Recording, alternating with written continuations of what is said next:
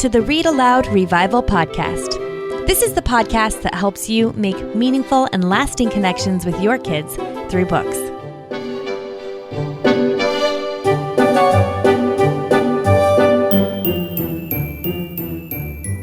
Hey, Sarah Mackenzie here with episode 87 of the Read-Aloud Revival podcast. Thanks so much for listening. Oh man, we have got a good show for you today and a doozy of a book list. You are definitely going to want to check out the show notes for this episode at readaloudrevival.com/87 because this is podcast episode 87. If you haven't peeked at our show notes in a while, go do that today. We recently made some changes to how we do show notes and they're pretty beefed up. They're pretty awesome, actually. You can see a time-stamped listener guide to the episode in case you want to jump around to particular parts of the show. We have complete transcripts for podcast episodes as well. So if you know someone who would benefit from what we do here at Read-Aloud Revival, but isn't much of a podcast listener, you can send them to the website to grab the transcripts now, which is really awesome. And of course, we've got main points pulled out for you in case you think, oh man, what was that one thing she said? We may actually have pulled it out for you in our little guide. And we, of course, have every single book recommended in every episode of the podcast laid all out for you in that episode's show notes so that while you listen, you can just enjoy yourself. So the show notes for this episode are at readaloudrevival.com/87. We're going to talk about books that celebrate adoption today. And it's a great show with a slew of book recommendations. So let's get right to it.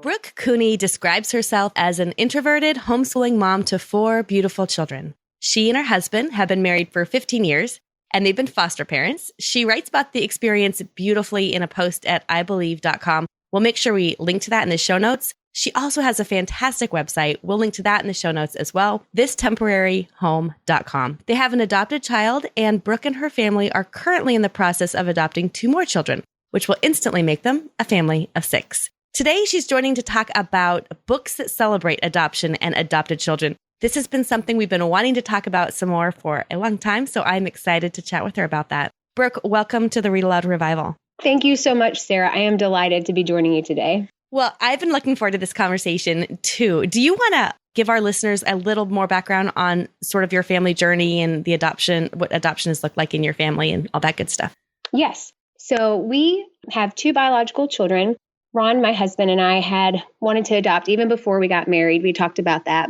So we've looked into international adoption after our oldest daughter was born, and quickly decided that wasn't the right time as we got pregnant with our oldest son. So a couple of years later, when he was 2, we started foster care. We knew we wanted to adopt, but I read a couple of books, particularly Kisses from Katie, and that made me think, oh, maybe we should consider foster care as well. So we fostered one son for 13 months, and when he was reunified with his dad, we were excited for their family. But we were also very heartbroken because we love with our whole heart any child that comes into our home. And so we took a 2-year break. And at the end of those 2 years, we said, you know what? It's time to adopt. And one of our friends from church was fostering a beautiful little boy. She had just received them into her home, their home. It's a family. And we began the adoption process with him. So that took us over a year and a half just to get him placed in our home. And during that time when he was placed in our home, we got a call that said, hey, his mom's going to have another child, and would you consider adopting that child as well? So we had quite the surprise, and instantly we went from a family of 4 to a family of 5, and 3 months later to a family of 6. So it's been quite the journey the last 2 or so years, adding to our family through adoption. Yeah, rapid family growth, right? Yes. Katie Davis, I'm glad you mentioned Kisses from Katie. Katie Davis Majors. I loved that book. Have you read her newest book, Daring to Hope? Have you read that one yet? Not yet. I have it on my to-be-read pile. It's sitting on the shelf right now, and I cannot wait to dive into that one. My 16-year-old read it and loved it. She said it's even better than the first one, so I'm excited to read it too, but I haven't had a chance quite yet. Yeah, I can't wait. When I saw that a teenage girl from Tennessee could move to Uganda and foster and adopt girls, some of which were probably half her age, I thought, oh my goodness, if she can do that, then certainly we could foster for just one child even. Yeah, so inspiring, right? Okay, so I would love for you to share how books have helped you through the process of adopting and fostering and waiting for your most recent adoption to be finalized. Okay, Sarah, books have encouraged me. The first book was Kisses from Katie, which we already mentioned. Another book in the midst of adopting our youngest son that really spurred me on was a book called Amazing Grace by Eric Metaxas, and it's about the life of William Wilberforce. And he fought for the abolition of slavery in the British colonies for over 20 years. And just his story of tenacity and endurance really encouraged me at a time when I was thinking, this is taking way longer than we expected. There's more roadblocks than we had anticipated. And his is just a beautiful, redeeming story. But I will say, if you decide to read that book, that it's quite lengthy. And I listened to the Audible version and really enjoyed that. Another book that really articulated our thoughts on adoption and our views was one by Russell Moore, and it's called Adopted for Life. There's a beautiful chapter in that book about Joseph and how he was the adoptive father of Jesus. And so I just thought that was beautifully written and a great point to make. And really, when I'm thinking about all these books for adoptive families and for adopted children, I want them to feel like, as Linda Sue Park said in episode 53 on the Read-Aloud Revival podcast, that they can see those mirrors. And then for children who aren't adopted, that they have those windows and doors to look into the life of another child. And so having a mirror of Jesus also being adopted is pretty incredible. Okay, so let me back up just a second and let some of our listeners who may have not heard that podcast episode know a little bit more about those mirrors, windows, and sliding glass doors you're talking about. We'll put a link in the show notes to that conversation with Linda Sue Park.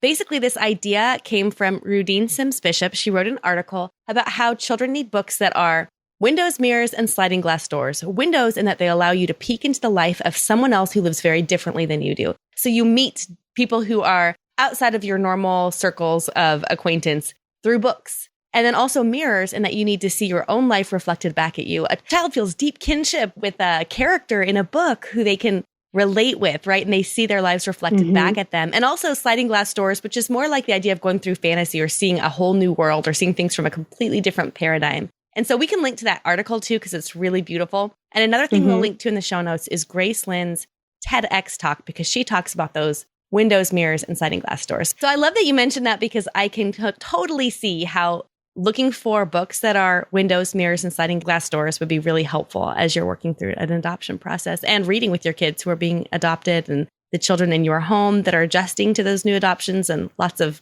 dynamics to, keep in mind there. Certainly. And that's the great thing about books, is that whether you're an adopted child yourself or whether you're like our two older children who walk through this whole process, that you can see yourself in those stories. And then you can see yourself as an agent for change for kids that need it and kids just like you. Finally, reading the mini chapter books that I had compiled on my website has been a constant source of joy. When the nonfiction of my everyday life just needed some happy endings and some stories of triumph, or even to move at a little faster pace than maybe we were moving, the mostly fictional accounts that I blazed through on my own and with our family read aloud times was really like honey for my soul. And they have provided the happy endings that we're seeking in our own adoption stories as we look to wrap things up in the spring of this year. Well, you've written several posts on your site about the celebratory nature of adoption, or like how to celebrate adoption, which I think maybe what you're talking about here is that sort of happy endings and joy. And I love that you focus so much on books that celebrate adoption as a beautiful thing all on its own. So why has that been so important to you to find books that celebrate that particular experience? Right. So a couple of things. One is we have a huge community of friends in our church and our homeschool community that have adopted. And oftentimes the international adoptions, they'll tell us when they're coming back to the States, and we'll go meet them at the airport. And there'll be a huge crowd there with signs and cheering and just welcoming this new child into the family and into our faith family and our community. Also, my desire to adopt started in childhood. I can remember rechecking out in the school library the hardback copy, and it's very worn and old copy of the Boxcar Children, and just thinking how blueberries and cold milk and fresh bread were like the most romantic meal that anybody could eat at the time. Yeah, I love that part. And next, I knew I'd never be the same after meeting the fateful Anne girl, Anne with an E, from Anne of Green Gables, or reading that heartbreaking tale of the little Matchbox girl at Christmas time, and knowing that here was a girl in severe poverty that if someone had just taken a moment to look at her on the street, could have had a very different ending for her. So beginning to make those mental lists of books when I was young carried over into adulthood when our family decided that we wanted to adopt. And so looking at adoption as a celebration, knowing that adoption is not plan A, that all children really should grow up with their own mom and dad and live in their home with them, but it is a plan B, and it can be a beautiful plan B. And no matter how old the children are, because people are adopted for very different reasons. It could be a very young child like our children, or like some of our friends who have adopted teenage children. At any rate, it's definitely a thing to celebrate. And so we wanted to start out with that. I did, especially in picture books. Those are fun. It's a fun gift to give to someone too when they've adopted a child.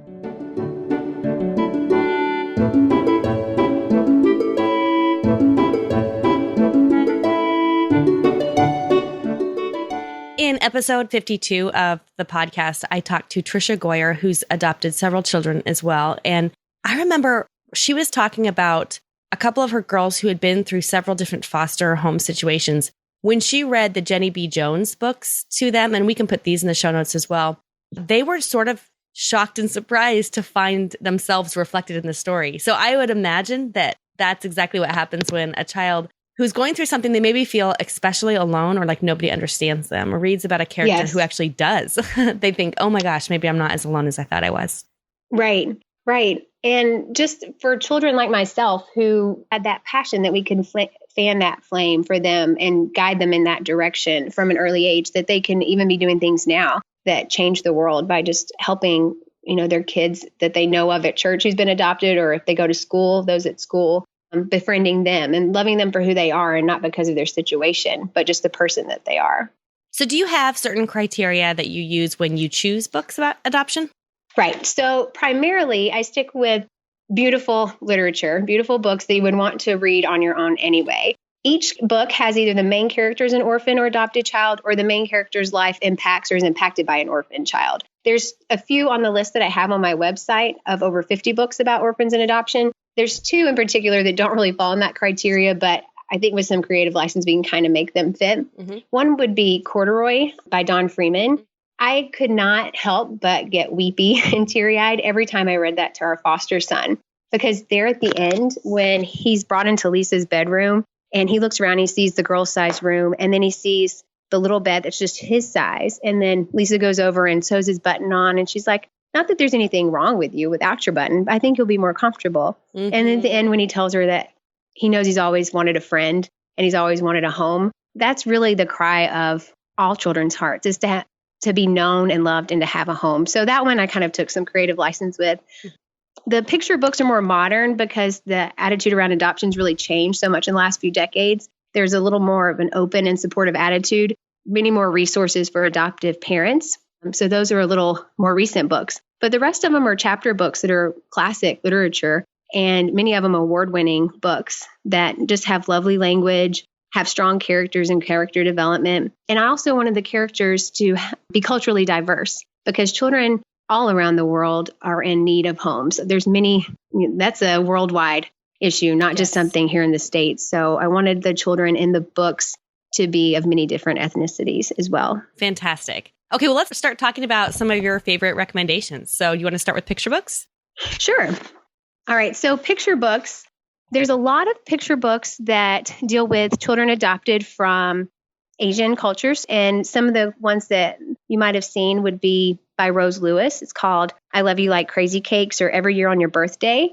There's also another one by Grace Lynn that's called The Red Thread, an adoption fairy tale. I love that one. I think you could use that for any child that's adopted. But have you read that one by Grace? No, I love Grace Lynn. We have lots of her books, but we don't have that one. So I'll add it to my list. Yes, she says in the back of the book that she had many friends who adopted. So she wanted to write a book that celebrated that. And it talks about a king and a queen who wake up with this pain in their heart, and they don't really know why they have this pain or what caused it to be there. And they call in all the scientists and the people in the kingdom, and doctors, no one can tell them what's wrong with them until an old peddler shows up, and with his glasses, he sees that there's a red thread from both of their hearts strung all throughout the kingdom. When they put the glasses on, they see it too. So they decide to go out on a journey to find where the red thread ends. And the thread ends with a beautiful baby, a beautiful Chinese baby who doesn't have a mom and a dad, and they bring the baby home to be their child in their kingdom. And so it's a beautiful story of them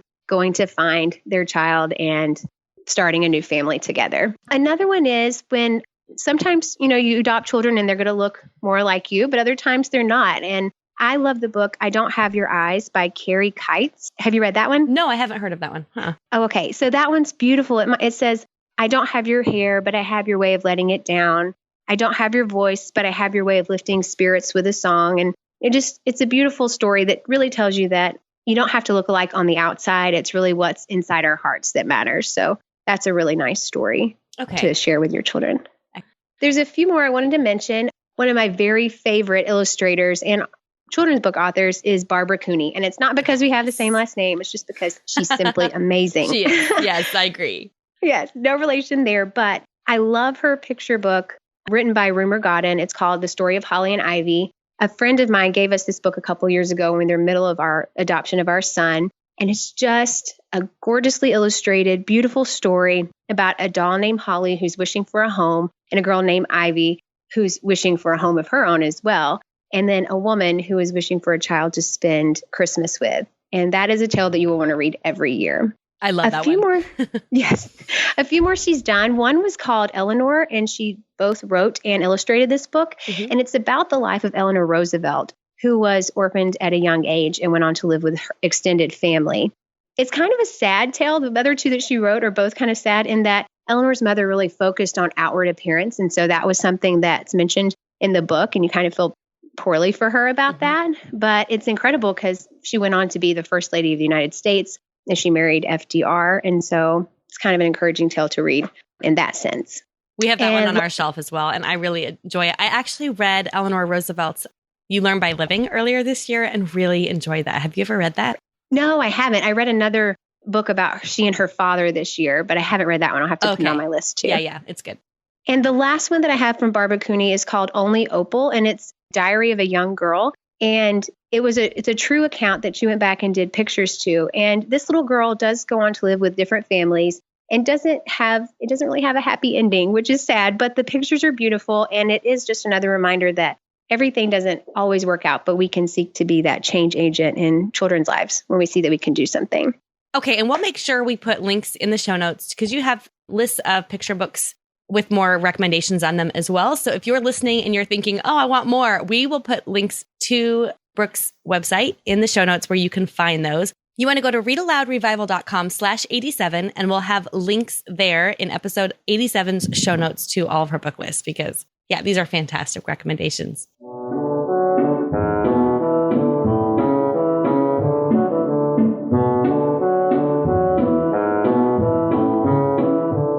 We'll get back to today's episode in just a moment, but I wanted to take a quick minute to make sure you know about the Read-Aloud family. This is a new book I wrote just for you. Here's what I know. You will never, ever regret the time you spend reading to your kids. Connecting deeply with our families can be kind of difficult, right? In our really busy and technology-driven world.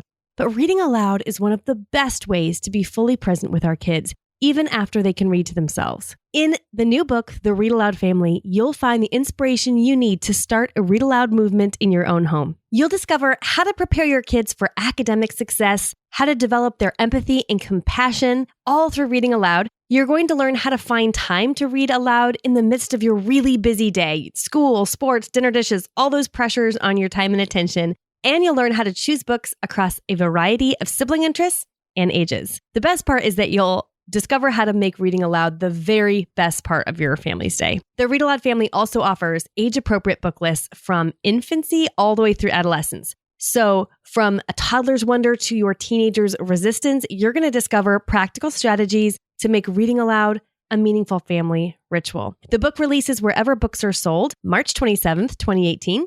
But if you order the book before March 27th, you're going to get some extra gifts. And I am so excited. Zondervan let me do this because I made you a brand new video masterclass to show you how to choose books for your kids. So you know that feeling when you walk into a library or a bookstore, or maybe you're cruising around online or something, and you don't know if a book is worth your time or attention or your child's time and attention? In this video masterclass, you're going to find out exactly which two characteristics make a book worth reading And you'll find out the 3-question test I use to decide if a book deserves a place on my family's reading stack. So order the Read Aloud family before March 27th, 2018 to get a promo code to access that masterclass for free. I am thrilled Zondervan is letting me do that. Go to thereadaloudfamily.com to grab your copy. I can't wait to get it in your hands.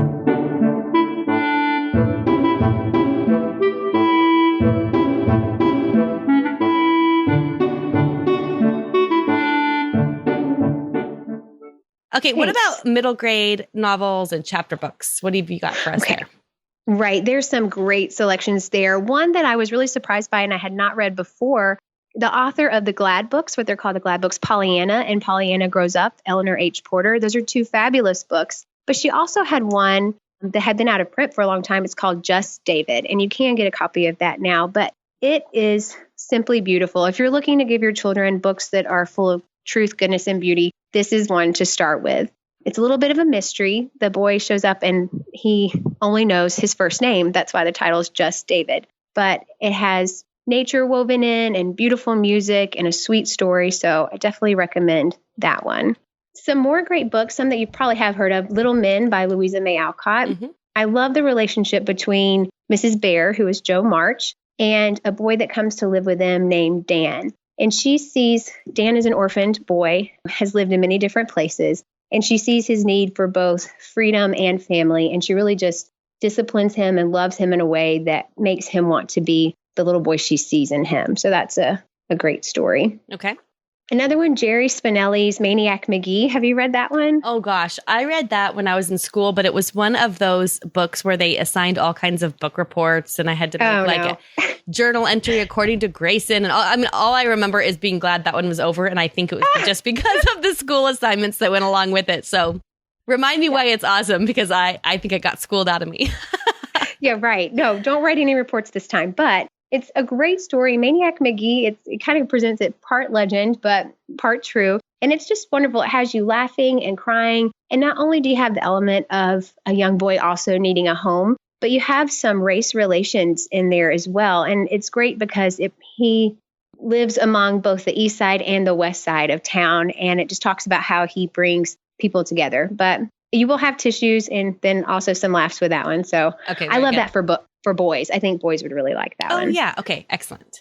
Another chapter book, one that you've mentioned on your show before, and that's where I actually found out, was Listening for Lions by Gloria Whelan. I love that book. Loved that book. I made the mistake of reading it when my husband was in Uganda, though, to my kids. Oh, yeah. He was like, don't read it while Daddy's in Africa. Yeah. Wait till he's home.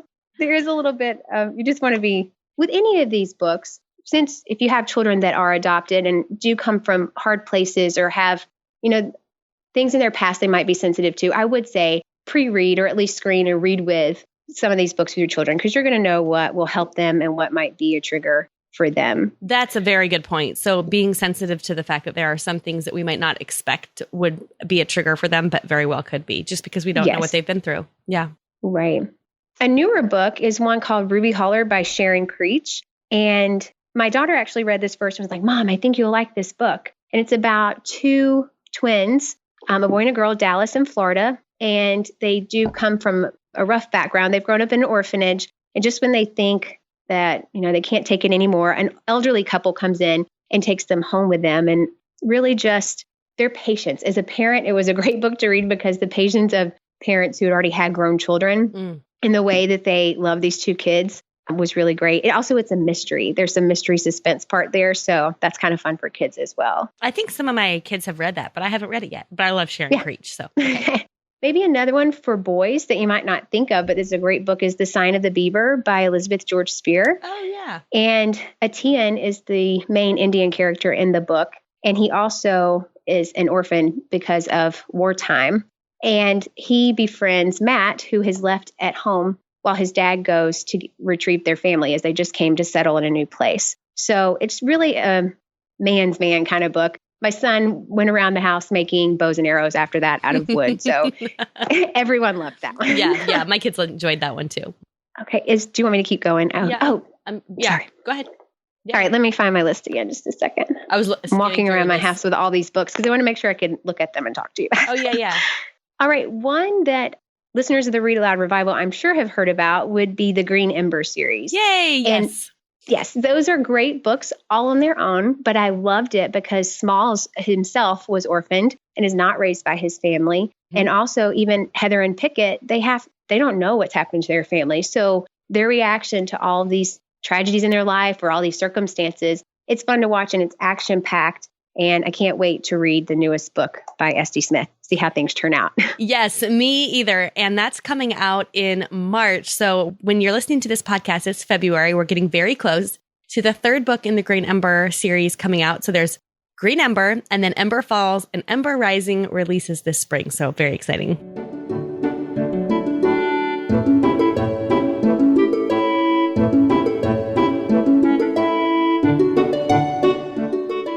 Another fun book that really is going to have everyone laughing is The BFG by Roald Dahl. My husband loved this book. He read it out loud. He did all the weird speakings of the BFG. And that's just a fun one. So when I'm thinking about these books for kids, I'm thinking about foster care kids as well, not just adopted kids. And so often you want to bring, as you say, a family culture around books. Bringing a new child into your home, getting them to laugh is probably one of the best things you can do in the beginning, even though it may be difficult for some of the kids, especially if they've been in several homes. But I would definitely recommend that one. Another one, of course, Anne of Green Gables, we've already mentioned, but Akin to Anne is a collection of stories that Lucy Maud Montgomery wrote prior to writing Anne of Green Gables. And most of Lucy Maud Montgomery's books are about orphans. So she has the Anne series that she wrote. And then she thought Anne was finished. She wrote 6 books, thought she was finished, wrote Emily of New Moon, which is a trilogy about another orphan, and then came back and wrote books 7 and 8 to the Anne series. So that I didn't realize that. I didn't realize that order.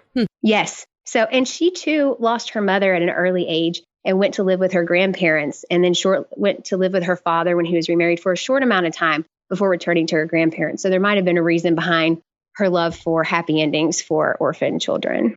I'm wondering, now that I'm looking at that, if my daughter, who's a major Anne fan, has ever read Akin to Anne. I don't know if she has. I might have found something that she doesn't know exists. So this is very exciting. Yes, that's a great one. And it's nice because they all do have happy endings in that book. And it's little short stories. So it's a good one to keep in your purse when you're at the supermarket trying to squeeze in some more reading time or in the car. Nice.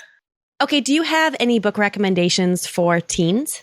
I sure do. I love Jean Stratton Porter. She's written several books that have even been turned into movies, but 2 that specifically deal with orphans are Freckles, who was an orphaned boy, and he didn't know his story. He was left in an orphanage and had one of his hands missing. So he has a disability that he grows up thinking, how did this happen to me? Where did I come from? But it's just a beautiful story with some romance and great, beautiful language and wonderful nature references in there for all our nature lovers like myself. And then A Girl of the Limberlost by Jean Stratton Porter also follows Freckles. And in that story, Eleanor Comstock, who is the main protagonist, she encounters a little boy named Billy on her way to school. And Billy is hungry and he sees her lunchbox and she decides to share her lunch with him every day. And so from that, she learns that he comes from a rough home and eventually he and his sisters are orphaned and need a place to live. And so that's a strong side story in that one that I just love that book.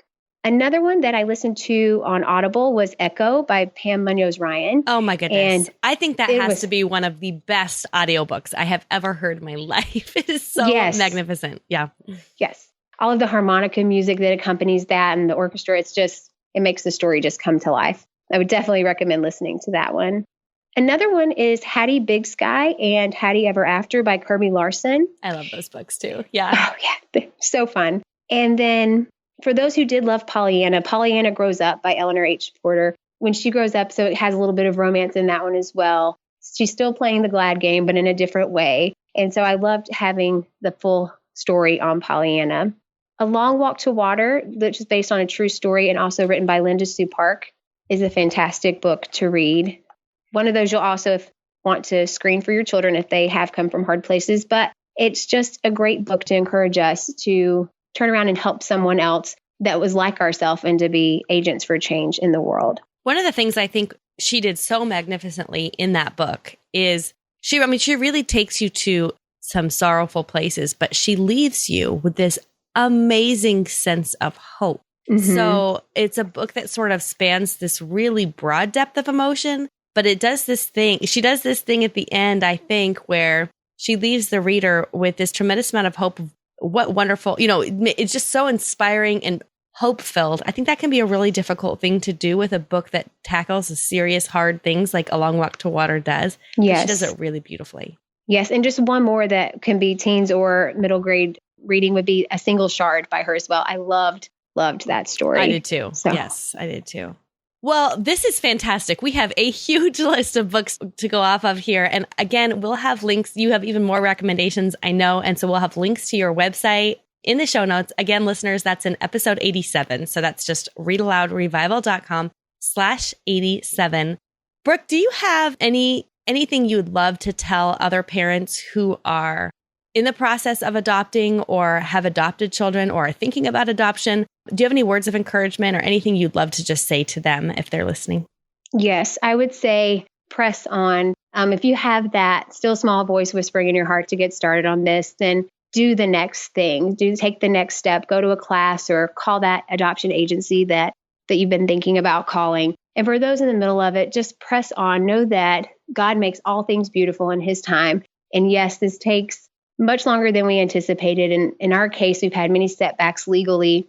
When errors are made there, it takes months and months versus, let's erase it and just write over whatever we did. So I would say just take courage and press on, knowing that you're doing something that makes an eternal difference for yourself, for your adopted child, and for your family. It has been an emotional roller coaster for us, but our children have been the greatest champions of we're doing the right thing. Let's keep going. And also have a support group. We have had an amazing support group from our homeschool community and our church family and our family, just meeting our needs, especially when we had two kids quickly together, one especially we weren't planning for, but a beautiful gift. So press on, take courage, have a good support group, and just keep going. You're doing the right thing. Now, you've actually written a book about your son's adoption, right? Do you want to tell us about that before we go? Yes, I would love to. So our adoption was finalized in May, and I knew I'd write a blog post about it, but I didn't think much more than that. And we really wanted to celebrate his adoption. So we had the idea to get a balloon for each month that he had been in foster care, which was 30 months. And so after the judge declared us a new family, we went outside with all our friends and their children. We each held on to a balloon, and we just, on the count of 3, lifted it up to the sky as a great thank you to God for this new gift and for seeing us through. And so after I wrote the post, I'm like, you know what?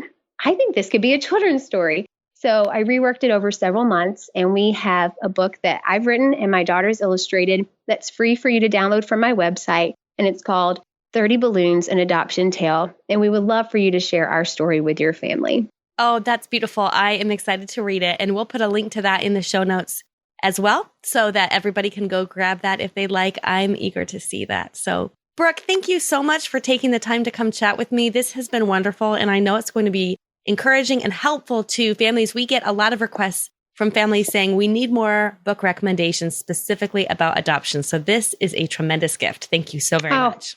Thank you so much, Sarah. It was my pleasure.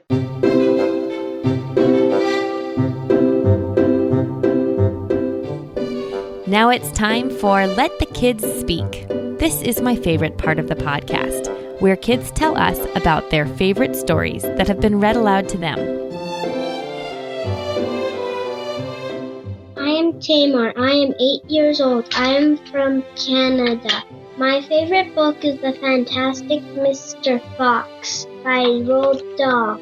My favorite part is when Mr. Fox saves all the animals from dying of hunger. My name is Hadassah, and I am 5 years old. I live in Canada, and my favorite author is Kevin Hankes, and he wrote Penny and her marble. And my favorite part is when Penny gets the marble. Hello, my name is Leon, and I am 8 years old. I live in Atlanta, Georgia. My favorite book is Star Wars Zombies Volume 3. I recommend it because it is many Star Wars comics wrapped into one big graphic novel. I recommend this book for the people who like action-packed books. It is very fun to read. My name is Karis. I'm 8 years old, and my favorite book is Swallows and Amazons because it's awesome. I'm from Spring Lake, Michigan. Hello, my name is Christopher Locke, and I live in Spring Lake, Michigan, and I can't decide between The Edge of the Dark Sea of Darkness, The Lord of the Rings, and Harry Potter. I like them because they have lots of action, and I like the characters. And I'm 10 years old.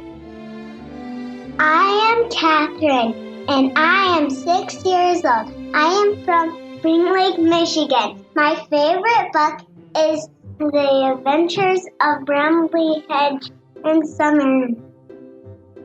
My name is Lily Hope, and I'm 3 years old.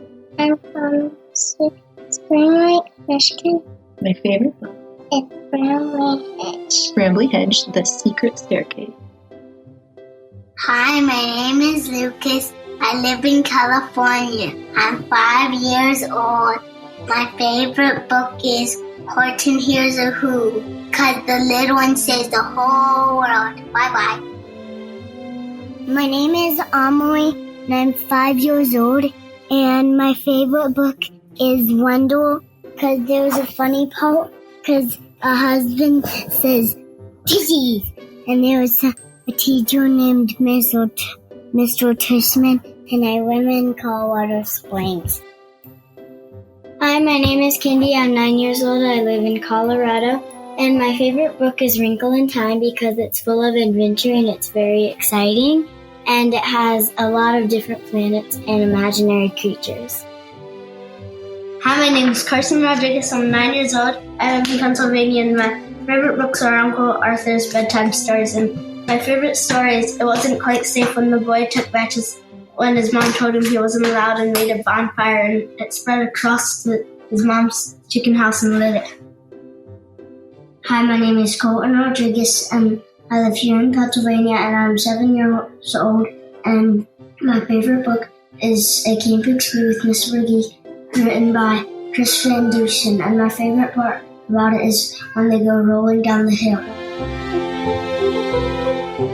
Thank you, kids. And that's it for today's show. Hey, don't forget to check out our new and improved show notes, the ones that have a time-stamped listener guide, complete transcripts, of course, links to all the books recommended. You just go check them out and see what you think. Those are at readaloudrevival.com/87, and I'd love to know what you think of that brand new show note format. See if that's helpful for you. Hey, if you know somebody who has adopted, is considering adoption, is working through an adoption right now, send them this episode. Send them to readaloudrevival.com/87 so they can find books, ways to celebrate the kids in their lives. Thank you so much for listening. Can't wait to meet you back here next week, same place, same time. In the meantime, go make meaningful and lasting connections with your kids through books.